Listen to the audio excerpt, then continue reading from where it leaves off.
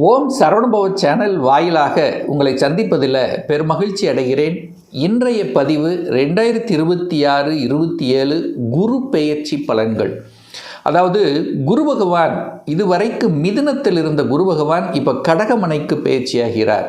எப்போ இது நடக்குது அப்படின்னா வருகின்ற 2026 ஜூன் மாதம் 2ஆம் தேதி குரு பகவான் கடகமனையில் உச்ச பலத்தோட வலிமையாக இருந்து பலனை தரப்போகிறார். இந்த நிகழ்வு பார்த்திங்கன்னா 12 வருடத்துக்கு அப்புறம் குரு பகவான் உச்ச பலம் அடைய போகிறார். பொதுவாகவே குரு பகவான் பார்த்திங்கன்னா சுப காரியங்கள் செய்யக்கூடிய அதீத வல்லமை மிக்கவர். குழந்தைகளுக்கு காரக கிரகம், பணத்தை கொடுக்கக்கூடியவர், தன காரக கிரகம், கால சக்கரத்தினுடைய 9வது அதிபதி, பாக்கியத்தை தரக்கூடியவன். அப்போது இந்த காலகட்டம், இந்த வருடம் பார்த்திங்கன்னா நிறைய பேர்த்துக்கு பாக்கியத்தை தர காத்து கொண்டிருக்கிறது அப்படின்னு நம்ம எடுத்துக்கலாம். அப்போது இந்த குரு பகவான் உச்ச பலம் பெற்றிருக்கக்கூடிய குரு பகவான் பார்த்திங்கன்னா தன்னுடைய சொந்த நட்சத்திரத்தில் ட்ராவல் பண்ணுறார். புனர்பூச நட்சத்திரத்தில் ட்ராவல் பண்ண போகிறார். அடுத்து பூச நட்சத்திரத்தில் சனி பகவான் நட்சத்திரத்தில் ட்ராவல் பண்ண போகிறார். அடுத்து ஆயில்யம் புதன் நட்சத்திரத்தில் ட்ராவல் பண்ணி பலனை கொடுக்க போகிறார். அப்போது 12 ராசிகளுக்கும் என்ன மாதிரியான பலன்களை கொடுக்க போகுது, அதாவது மேச முதல் மீனம் வரை அப்படிங்கிறத டீட்டெயிலாக இந்த பதிவில் பார்க்க போகிறோம். மிஸ் பண்ணாமல் இந்த வீடியோவை முழுவதுமாக பாருங்கள். நிச்சயமாக ஏதாவது ஒரு ரூபத்தில் உங்களுக்கு யூஸ்ஃபுல்லாக இருக்குங்கிறதுல எந்தவித மாற்று கருத்தும் இல்லை. நம்ம சேனலை நீங்கள் ஃபஸ்ட்டு டைம் பார்ப்பவர்கள் என்றால் மறக்காமல் சப்ஸ்கிரைப் பண்ணிக்கிங்க. மகர ராசி அன்பர்களே, 2026 ஜூன் மாதம் 2ஆம் தேதி நடைபெற இருக்கின்ற குரு பயிற்சியால் இந்த மகர ராசி அன்பர்களுக்கு என்ன மாதிரியான பலன் அப்படின்னு பார்க்கும் பொழுது, இந்த மகர ராசிக்கு குரு பகவான் யாருன்னா முயற்சி ஸ்தானத்தின் அதிபதி, அதே சமயத்தில் 12க்குரியவன், விரயத்தை தரக்கூடியவன். அந்த குரு பகவான் உங்கள் ராசிக்கு 7ஆம் இடம் என்று சொல்லக்கூடிய திருமணஸ்தானத்தில் வந்து அமர்ந்து கொண்டு உச்ச பலம் அடைந்து வலிமையாக இருக்க போகிறார். குரு இருக்கிற கிரகத்திலேயே அதிக சுபத்தன்மை வாய்ந்த கிரகம் குரு. அந்த குரு எந்த இடத்தையெல்லாம் பார்க்கிறாரோ அந்த இடத்தையெல்லாம் புனிதமடைய செய்கிறது. ஸோ அந்த வகையில் பார்க்கும் பொழுது குரு பகவான் உங்கள் ராசியை பார்க்கிறார், உங்களை பார்க்கிறார், ஒரு நல்லவர் உங்களை பார்க்கிறார். அப்போ உங்களை உயர்த்தி விட காத்து கொண்டிருக்கிறது. சார் 7.5 சனி எல்லாம் முடிஞ்சிருச்சு, 7.5 வருஷமாக அது இது எத்தனையோ ஒரு கஷ்டங்கள், அப்படி ஆயிரு இப்படி ஆயிரு, ஸோ அதெல்லாம் வந்தாச்சு. பட் இன்னுமே ஒரு பெரிய வளர்ச்சி இந்த மகரத்துக்கு அமையல அப்படின்னு நினைச்சு கொண்டிருக்கக்கூடிய மகர ராசி என்பவர்கள் ஏராளம். ஸோ அந்த வகையில் பார்க்கும் பொழுது குரு ஒரு நல்லவர். உங்களை பார்க்கும்போது இந்த வருடம் 100% உங்களுக்கு உயர்வை தரும். மனதில் இருந்து வந்த கவலைகள் விலகும், சந்தோஷங்கள் பெருகக்கூடிய வருடம், தன்னம்பிக்கை பெருகக்கூடிய வருடமாகவும், மனதிலிருந்து வந்த கஷ்டங்கள், அதாவது ஒரு டல்லாக இருந்தது, ஒரு சோம்பேறித்தனமாக இருந்தது, எதை எடுத்தாலும் ஒரு தடை தாமதம், ஏதோ ஒரு வகையில் ஒரு குழப்பங்கள் இருந்து கொண்டிருந்த மகர ராசி அன்பர்களுக்கெல்லாம் இப்போ இந்த ஜூன் மாதம் 2ஆம் தேதியிலிருந்து அந்த குழப்பங்கள் விலக காத்து கொண்டிருக்கிறது. அப்போ நன்றாக இருக்க போகிறீர்கள் அர்த்தம். இதுவரைக்கும் என தனக்காரகன் அல்லவா, 12 வருடங்களுக்கு அப்புறம் உச்சமாக இருக்கக்கூடிய ஒரு வலிமையாக இருக்கக்கூடிய குரு பகவான் உங்களை பார்க்குறார், நேராக பார்க்குறார். அப்போ எவ்வளவு பிரார்த்தனை வைத்திருப்பீர்கள், எவ்வளவு கஷ்டங்களை அனுபவித்திருப்பீர்கள், தனம் சார்ந்த விஷயத்தில், பொருளாதார விஷயத்தில் சில கஷ்டங்களை அனுபவித்திருப்பீர்கள் அல்லவா, அதையெல்லாம் நீக்கக்கூடிய ஒரு வருடமாக இந்த குரு பகவான் உங்களுக்கு ஆசீர்வாதம் கிடைக்கப் போகிறது. அப்போ குடும்பத்தில் இருந்து வந்த பிரச்சனைகள் விலக இருக்கிறது. கணவன் மனைவிக்குள்ள இருந்த விஷயங்கள் அல்லது குடும்பத்தில் இருந்து வந்த சலசலப்புகள் எல்லாம் விலகப் போகிறது. நல்லவைகள் நடக்க காத்து கொண்டிருக்கிறது இந்த குரு பயிற்சிக்கு அப்புறம். ஆனால் எத்தனையோ கிரகங்கள் போயிட்டே இருக்கு, ஒவ்வொரு வருடங்கள் ஒரு கிரகங்கள் பயிற்சி ஆகிட்டு இருக்குது. ஆனால் பெருசாக முன்னேற்றம் இல்லை என்று இருக்கக்கூடிய அத்துணை மகரத்துக்கும் இந்த வருஷம் கண்டிப்பாக நல்ல விஷயங்கள் எழுதி வச்சுக்கோங்க. கண்டிப்பாக ஒரு நல்லவைகள் நடந்து மனதில் சந்தோஷத்தை தரக்கூடிய அம்சமாகவே இந்த குரு பயிற்சி இருக்கிறது. என குரு பகவான் 5ஆம் பார்வையாக 11ஆம் இடம் என்கின்ற லாபஸ்தானத்தை பார்க்கிறார். அந்த லாபம், மனமகிழ்ச்சி, சந்தோஷம் என்கின்ற அமைப்பை அந்த குரு பார்வையிடுகின்ற காரணத்தால் கண்டிப்பாக நல்ல செய்திகள் உங்கள் காதுக்கு வந்து விழக்கூடிய ஒரு வருடமாக அமைக்க இருக்கிறது. சனி பகவான் 3ஆம் இடத்தில் இருக்கார். நீங்கள் முயற்சி ஸ்தானத்தில் போய் உட்கார்ந்துருக்கீங்க. முயற்சியால் வெற்றி பெறும். இந்த வருடங்கள் நீங்கள் எடுக்கக்கூடிய முயற்சிகள் தோல்வி அடையாது, வெற்றிதான்.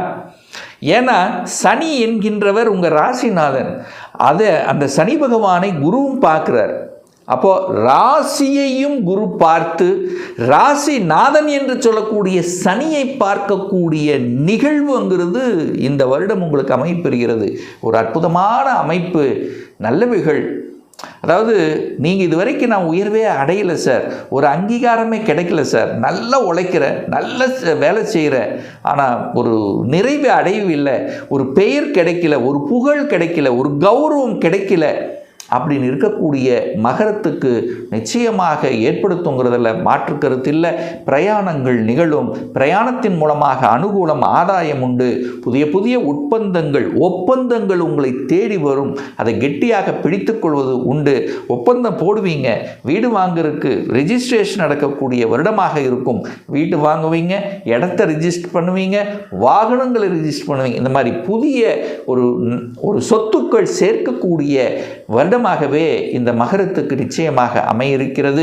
அதே சமயத்தில் உங்கள் ஆசைப்பட்ட கனவை அடைவீர்கள். ஒரு ஆசை, அதாவது நெடு நாட்களாக கொஞ்ச நாளாக உங்கள் மனதில் ஒரு ஆசைங்கிறது இருந்துகிட்டே இருக்கும், ஒரு கனவுங்கிறது இருக்கும். அந்த கனவு எழுதி வச்சுக்கோங்க, நிச்சயமாக நிறைவேறும் இந்த வருடம். ஆசைகள் கனவை நிறைவேற்றக்கூடிய ஒரு வருடமாக இந்த மகரத்துக்கு அமையிருக்கிறது. பூர்வீகத்தின் மூலமாக, பூர்வீக சொத்துக்கள் மூலமாக நல்லவைகள் நடக்கக்கூடிய அமைப்பு, பூர்வீகத்தில் கலந்து கொள்ளக்கூடிய நிகழ்வுகள், தெய்வ அனுகூலங்கள், அதாவது உங்களுடைய குலதெய்வம்னு சொல்லுவான் பார்த்தீங்களா, அந்த குலதெய்வ நிகழ்ச்சியில் கலந்து கொள்ளக்கூடிய அல்லது குலதெய்வத்துக்காக ஏதாவது ஒன்று செய்யக்கூடிய ஒரு நல்ல வருடமாகவே உங்களுக்கு அமையிருக்கிறது. கடனை எல்லாம் அடைப்பீர்கள். கடனை வாட்டி கொண்டிருந்த கடன் படிப்படியாக நிச்சயமாக குறையும். போன வருஷம் பார்த்தீங்கன்னா கடன் மேல் கடன், எதுக்கெடுத்தாலும் கடன், வாங்குகிற சம்பளம் எப்படியோ செலவாயிட்டிருக்கு. செலவு, கடன், பணத்தால் பிரச்சனை அப்படின்னு இருக்கிறவங்களெல்லாம் சரி செய்யப்படும். போன வருஷத்தை கம்பேர் பண்ணும்போது இந்த வருஷம் ஒரு அற்புதமான வருடமாக இந்த மகரத்துக்கு அமையப் போகிறது. மிக முக்கியமாக திருமணம். இந்த திருமணத்துக்காக அதாவது தன் வயது உள்ளவர்களுக்கெல்லாம் திருமணம் ஆகிவிட்டது, எனக்கு திருமணம் நடக்கலை அப்படின்னு ஆதங்கப்பட்ட மகர ராசி என்பவர்கள் நிறைய பேர். நிறைய ஜாதகத்தை பார்த்தோம், நிறைய வரணை பார்த்தோம், செட் ஆகலை, அல்லது ஏதாவது ஒரு சொல்லி அது ஒரு தடை, ஒரு ரிசல்ட் கிடைக்கல. இந்த மாதிரி இருக்கிறவங்களுக்கெல்லாம் ஜூன் மாதம் 2க்கு அப்புறம் தடைகள் அத்தனையும் நிவர்த்தியாக போகிறது. டக்குன்னு நடக்க போகுது, ஜாம் நடக்க போகுது. திருமணத்தில் இருந்து வந்த தடைகள் விலகப் போகிறது. கணவன் மனைவிக்குள்ள அந்யோன்யம் இல்லாமல் ஏதோ ஒரு வகையில் ஒரு கருத்து வேறுபாடு, ஈகோ, அது மெயினாக ஈகோ தான். ஈகோ சார்ந்த விஷயங்கள் இருந்து வந்தெல்லாம் இப்போ புரிந்து கொள்ளப்படுவீர்கள். நம்ம கணவர் தான், நம்ம மனைவி தான், நம்ம சம்பாதிக்கிறது நம்ம குடும்பத்துக்காக தான் அப்படிங்கிற அந்த பொதுநல உணர்வுங்கிறது உங்கள் ஆழ்மனதில் கண்டிப்பாக உண்டாகும். அப்போ குடும்பத்தில் மகிழ்ச்சியையும் சந்தோஷத்தை தரக்கூடிய அமைப்பு, திருமணம் சார்ந்த சுப காரியங்கள் அல்லது வேறு மங்களகரமான விஷயங்கள், எத்தனை விஷயங்கள் இருக்குது. குழந்தை பாக்கியம் கிடைப்பது, குழந்தைகளுக்கு காது குத்துவது, அல்லது ஏதாவது ஒரு மங்களகரமான ஒரு நல்ல விஷயங்கள் உங்களுக்கோ அல்லது உங்கள் குடும்ப உறுப்பினருக்கோ நடக்கக்கூடிய ஒரு வருடமாக இந்த மகரத்துக்கு அமையும். அதே சமயத்தில் பார்த்தீங்கன்னா தொழில் செட் ஆகலை சார். இது வரைக்கும் நான் எத்தனையோ தொழில் மாறி செஞ்ச ஒரு தொழில் செட் ஆகலை, நிலைத்தன்மை இல்லை, தொழிலில் நிலைத்தன்மை இல்லை என்று நினைத்து கொண்டிருக்கக்கூடிய மகரத்துக்கு நிலைத்தன்மை கொடுக்கக்கூடிய ஒரு வருடம். ஒரு ஸ்ட்ராங் ஒரு பேஸ் போட்டுருவீங்க. அதை பிடிச்சி அப்படியே அந்த நூல் பிடிச்சி அப்படியே அடுத்த லெவலுக்கு செல்லக்கூடிய வாய்ப்புகள், சந்தர்ப்பங்கள் இருக்கும். உங்களை தேடி உங்களை மீட் பண்ணக்கூடிய நபர்கள் மூலமாக சில நல்லவைகள் நடக்கும். நல்ல நண்பர்கள் கிடைக்கப் பெறுவார்கள். அதாவது உங்களுக்கு ஆப்போசிட்டில் உட்காந்துருப்பான் பாருங்கள், நீங்கள் மீட் பண்ணக்கூடிய நபர்கள் மூலமாக நல்லவைகள் நடக்கக்கூடிய அமைப்பு. 7ஆம் இடத்தில் குரு இருக்கு. கூட்டு தொழிலில் எண்ணம் உண்டாகும். நண்பர்களோட யாராவது கூட்டு தொழில், கணவன் மனைவி அல்லது 2 பேரும் சேர்ந்து அல்லது நண்பர்களோடு சேர்ந்து ஒரு கூட்டு தொழிலை செய்யணுங்கிற எண்ணங்கள். ஸோ இதெல்லாம் இந்த வருஷம் புதிய புதிய எண்ணங்கள் உங்கள் மனதில் தோன்றி புதிய அறிவார்ந்த நுட்பங்கள், ஒரு நல்ல ஸ்ட்ராட்டஜி பிளான் வகுத்து திறமையாக செய்யக்கூடிய நல்ல ஏற்கனவே தொழில் இருந்தீங்கன்னா நல்ல திறமைமிக்க தொழிலாளர்கள் உங்களுக்கு கிடைக்கப் பெறுவார்கள் அப்படின்னு நம்ம எடுத்துக்கலாம். சார் நான் ஒரு வெளியூர் போகணும், வெளி மாநிலம் போகணும், வெளிநாட்டில் போய் வேலை பார்க்கணுன்னா இந்த வருடத்தின் இறுதியில் அது நிச்சயமாக நடக்கும். ஸோ இந்த வெளிநாட்டு தொடர்புகள், வெளிநாட்டில் வேலை பார்க்குற நிகழ்வுகள், இது அத்தனையும் சிறப்பாக நடக்கும். முதலீடுகள் உண்டு, இன்வெஸ்ட் பண்ணுவீங்க. லாங் டேர்ம் இன்வெஸ்ட் அப்படிங்கிறது கண்டிப்பாக இருக்கும். உங்கள் மனசுக்கு பிடித்த சில நிகழ்வுகள் நடக்கும்.